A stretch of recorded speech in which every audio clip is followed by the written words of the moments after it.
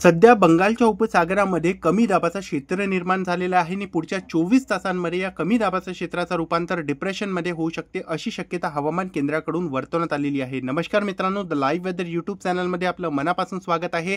सध्या दक्षिण ओडिशा आणि त्याच्या आसपासच्या भागामध्ये कमी दाबाचा क्षेत्र निर्माण झालेला आहे। आज नव्याने हा कमी दाबाचा क्षेत्र निर्माण झालेला आहे आणि लवकरच याच भागामध्ये या सिस्टमचा रूपांतर डिप्रेशनमध्ये होऊ शकते अशी शक्यता हवामान केंद्राकडून वर्तवण्यात आलेली आहे। सध्या विदर्भाच्या भागावर एक कमी दाबाचा क्षेत्र बनलेला आहे आणि एक ट्रफ बनलेली आहे गुजरात पासून तर या कमी दाबाचा क्षेत्रापासून या बंगालच्या उपसागराचा कमी दाबाचा क्षेत्रापर्यंत एक सर्क्युलेशन सध्या अरबी समुद्राच्या आसपासच्या भागामध्ये सक्रिय आहे। दक्षिण गुजरात आणि त्याच्या आसपासच्या भागामध्ये हा कमी दाबा सर्क्युलेशन इथे सक्रिय आहे। एक ऑक्सफर्ड ट्रफ सध्या महाराष्ट्रामधून चाललेली आहे आणि महाराष्ट्रामध्ये अधिक प्रमाणात वाष्पाचा पुरवठा आपल्याला पाहायला भेटत आहे। अनेक भागामध्ये मागच्या 24 तासांमध्ये मुसळधार पाऊस पाहायला भेटलेला आहे। आज दिवसभरामध्ये काही जिल्ह्यांमध्ये पाऊस झालेला आहे, खास करून उत्तर मध्य महाराष्ट्राच्या भागामध्ये मुसळधार पाऊस पाहायला भेटलेला आहे आणि आज रात्री उशिरा विदर्भाच्या भागामध्ये काही जिल्ह्यांमध्ये मुसळधार पाऊस होण्याचा अंदाजा असणार आहे। मराठवाड्याच्या उत्तर भागामध्ये सुद्धा काही जिल्ह्यांमध्ये मुसळधार पावसाचा अंदाजा आज रात्री आपल्याला पाहायला भेटू शकते।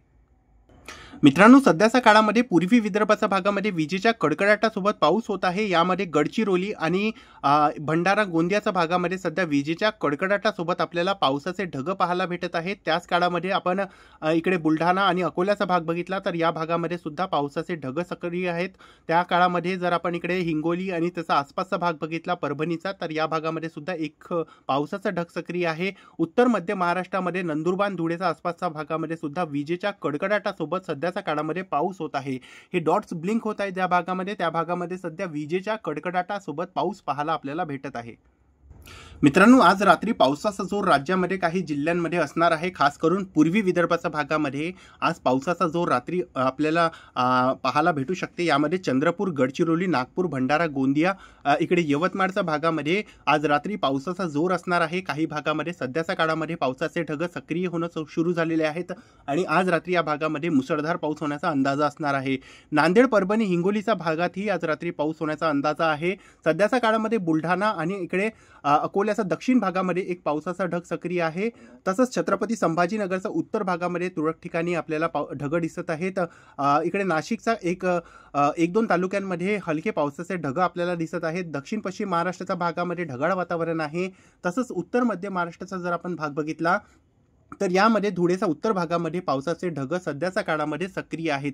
लवकरच हे ढग आपल्या महाराष्ट्राच्या दिशेने वाढणार आहेत। हळूहळू यांची डायरेक्शन आपल्या महाराष्ट्राच्या दिशेने वाढणार आहे आणि रात्री उशिरा महाराष्ट्रातील काही जिल्ह्यांमध्ये मुसळधार पाऊस पाहायला भेटू शकते।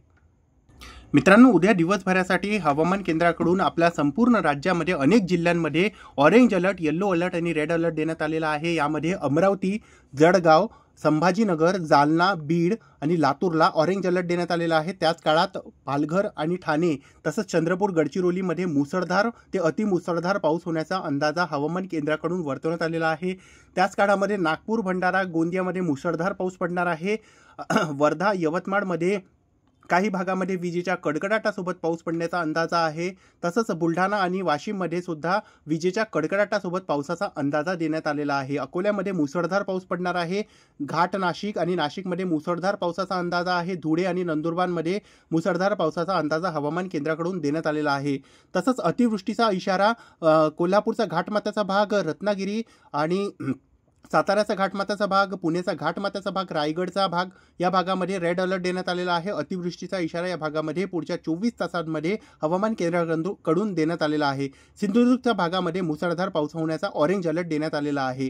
पालघर, ठाणेमध्ये मुसळधार पाऊस होण्याचा अंदाजा आहे। मुंबईमध्ये सुद्धा मुसळधार पाऊस होण्याचा अंदाजा पुढच्या 24 तासांमध्ये आपल्या राज्यामध्ये देण्यात आलेला आहे।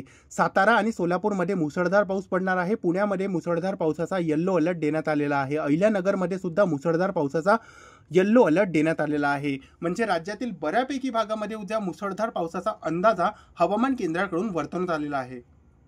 मित्रांनो, पुढच्या 24 तासांचा संपूर्ण महाराष्ट्राचा जर मी तुम्हाला हवामान अंदाज सांगितला तर पुढच्या 24 तासांमध्ये सर्वाधिक पावसाचा जोर हा कोकण किनारपट्टीच्या भागामध्ये असणार आहे। मुसळधार अतिवृष्टी होण्याची शक्यता आपल्या राज्यामध्ये उद्या सुद्धा दिसत आहे। सिंधुदुर्गचा घाटमाथ्याचा भाग, कोल्हापूरचा घाटमाथ्याचा भाग, तसंच इकडे रत्नागिरी, साताऱ्याचा घाटमाथ्याचा भाग, पुण्याचा घाटमाथ्याचा भाग, ठाणे आणि इकडे पालघर, मुंबई, नाशिकचा घाटमाथ्याचा भागामध्ये उद्या दिवसभरामध्ये सतर्क राहण्याची गरज आहे या भागामध्ये. आणि संपूर्ण कोकण किनारपट्टीच्या भागामध्ये मुसळधार ते अतिमुसळधार ते अतिवृष्टी होण्याची शक्यता असणार आहे. या भागामध्ये विशेष करून काळजी घेण्याची गरज आहे. या भागामध्ये स्थानिक वातावरणामध्ये पूर परिस्थिती निर्माण होऊ शकते आणि यामुळे आपलं जनजीवन सुद्धा प्रभावित होऊ शकते. जबरदस्त पाऊस येणाऱ्या 24 तासांमध्ये या भागामध्ये बरसण्याची शक्यता आहे. अनेक जिल्ह्यांमध्ये ट्रिपल डिजिटमध्ये पावसाचा आकडा जाऊ शकते. 100 मिलीमीटरपेक्षा जास्त पाऊस या भागामध्ये पाहायला आपल्याला भेटू शकते. अनेक जिल्ह्यांमध्ये असे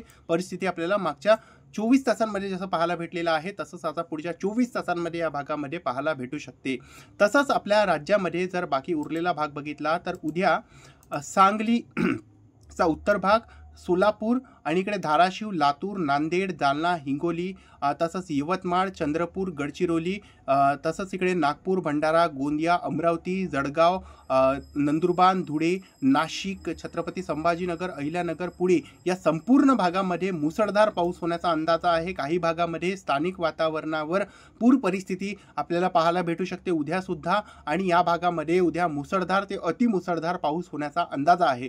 कारण बंगालच्या उपसागरामध्ये डिप्रेशनची निर्मिती होऊ शकते आणि ऑलरेडी आपल्या महाराष्ट्राच्या भागावर एक कमी दाबाचं क्षेत्र आहे. उद्या हा कमी दाबाचं क्षेत्र वितळून जाणार आहे आणि या सायक्लोनिक सर्क्युलेशन या कमी दाबाच्या क्षेत्राचं रूपांतर होणार आहे आणि यामुळे राज्यामध्ये वाष्पाचा पुरवठा आणखी वाढणार आहे येणाऱ्या दिवसामध्ये. आणि यामुळेच राज्यामध्ये परत मुसळधार पाऊस उद्यापासून आपल्याला पाहायला भेटणार आहे. दक्षिण पश्चिम महाराष्ट्राचा कोल्हापूर, सांगलीमध्ये तुरळक ठिकाणी हलका पाऊस होणार आहे, पण राज्यातील बहुतांश भागामध्ये उद्या मुसळधार पाऊस होण्याचा अंदाजा दिसत आहे. उद्या आणि परवा राज्यामध्ये मुसळधार पाऊस होण्याचा अंदाजा असणार आहे. तर सध्याच्या या व्हिडिओमध्ये आणि या अपडेटमध्ये बस इतकंच. आपण सकाळच्या व्हिडिओमध्ये आणखी तुम्हाला अपडेट्स याबद्दल डिटेलमध्ये देण्याचा प्रयत्न करणार आहोत. त्यासाठी चॅनलला सबस्क्राईब करा आणि शेजारी बेल आयकॉन दाबून ऑलला क्लिक करा.